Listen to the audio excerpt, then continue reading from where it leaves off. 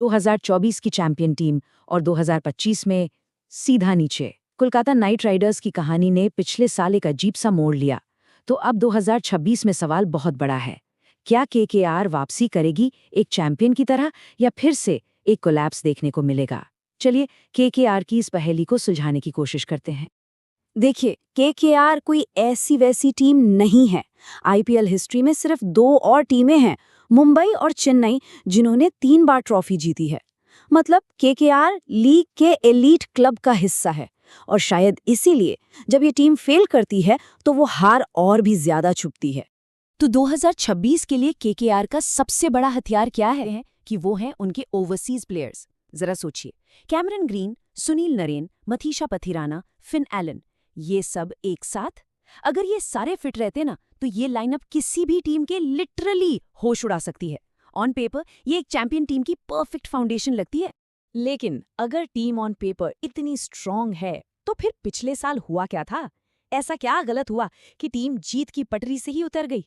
बस यहीं से केकेआर की पहेली और भी कॉम्प्लिकेटेड हो जाती है। ये कहानी है एक चैंपियन टीम के अर्श से फर्श पर आने की।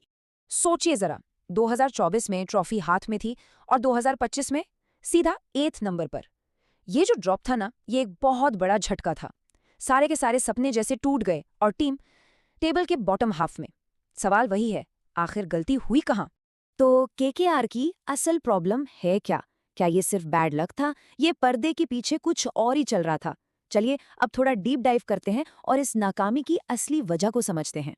देखिए, ऊपर ऊपर से देखे तो लगेगा कि हाँ, केकेआर की किस्मत ही खराब थी। हर्षित राणा जैसे इंपॉर्टेंट प्लेयर्स इंजर्ड हो गए, कुछ मैचेस बिल्कुल क्लोज आकर हार गए। तो ये सोचना बहुत आसान है कि चलो एक बुरा साल था, होता है। इसका जवाब है बिल्कुल नहीं, कि इंजरीज और बैड लक तो बस बहाने हैं। असली प्रॉब्लम तो टीम के अंदर ही छुपी है। और ये प्रॉब्लम इतनी गहरी है कि इसे इग्नोर करना आसान नहीं है। तो ये प्रॉब्लम है क्या? ये है स्पिन को अच्छे से ना खेल पाना। केकेआर की सबसे बड़ी कमजोरी है। और अजीब बात यह है कि इसे ऑक्शन में भी एड्रेस नहीं किया गया। मतलब ये प्रॉब्लम इस साल भी उनका पीछा नहीं छोड़ने वाली। खास करके मिडिल ओवर्स में स्पिनर्स के अगेंस्ट रन्स बनाना केकेआर के लिए एक पहाड़ जैसी चुनौती होगी। और सुनिए, ये प्रॉब्लम किसी एक प्लेयर की नहीं है, ये पूरे मिडिल ऑर्डर की है। जैसे अजिंक्य रहाणे, स्पिन के सामने उनका स्ट्राइक रेट गिरकर 100 के आसपास आ जाता है। रोवमन पावल आईपीएल लेवल की क्वालिटी स्पिन के आगे अनप्रूव्ड है। और रिंको सिंह तो फास्ट बॉलर्स के जबरदस्त हिटर हैं, लेकिन स्पिन के अगेंस्ट उतने इफेक्टिव नहीं हैं। तो फिर सवाल वहीं आ जाता है, मिडिल ओवर्स में रन्स बनाएगा कौन? तो एक तरफ स्पिन की प्रॉब्लम और उसके साथ ही एक और बड़ी पहेली केकेआर के सामने है। उनके पास स्टार ओवरसीज प्लेयर्स की एक पूरी फौज है, लेकिन प्लेइंग 11 में जगह तो सिर्फ 4 के लिए है। ये एक ऐसा सिरदर्द है जिसे सॉल्व करना मैनेजमेंट के लिए बिल्कुल आसान नहीं होगा। ये चार्ट टीम की इस डिलेमा को बिल्कुल साफ दिखाता है। देखिए, कैमरन ग्रीन अपने ऑलराउंड गेम की वजह से लॉक्ड हैं।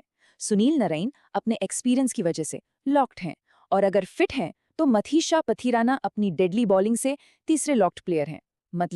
मतलब ये कि आखिरी एक स्पॉट के लिए फाइट बहुत बहुत टफ होने वाली है। तो वो आखिरी एक जगह किसको मिलेगी? फिन एलन को, टिम साइफर्ट को, या रोवमन पॉवेल को? तीनों ही ऐसे प्लेयर्स हैं जो अकेले अपने दम पर मैच पलट सकते हैं।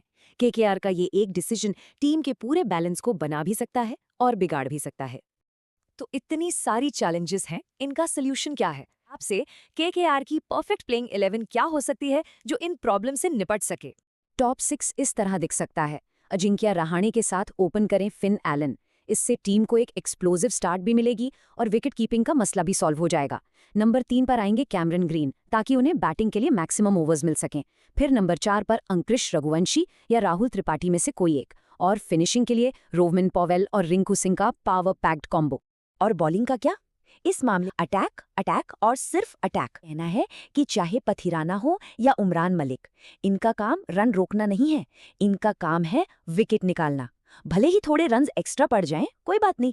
स्ट्रैटेजी होनी चाहिए कि हर बॉल पर विकेट की तलाश हो, ताकि बैट्समैन हमेशा प्रेशर में रहें। तो आखिर में पिक्चर बनती क्या है? एक तरफ है केकेआर का जबरदस्त फायर पावर और दूसरी तरफ है स्पिन के अगेंस्ट एक बड़ी कमजोरी और प्लेइंग 11 की एक बहुत बड़ी पहेली। सवाल तो अब भी वही है, क्या केकेआर इन चैलेंजेस से ऊपर उठ पाएगी? तो आखिरी सवाल यही है, क्या केकेआर की आक्रामक बैटिंग और फास्ट बॉलिंग उनकी स्पिन के खिलाफ कमजोरी पर पर्दा डाल पाएगी? मतलब क्या वो अपनी ताकत से अपनी कमजोरी को छिपा लेंगे? 2026 में केकेआर की किस्मत इसी एक सवाल के जवाब पर टिकी होगी, और इसका जवाब देखना सच में बहुत इंटरेस्टिंग होगा।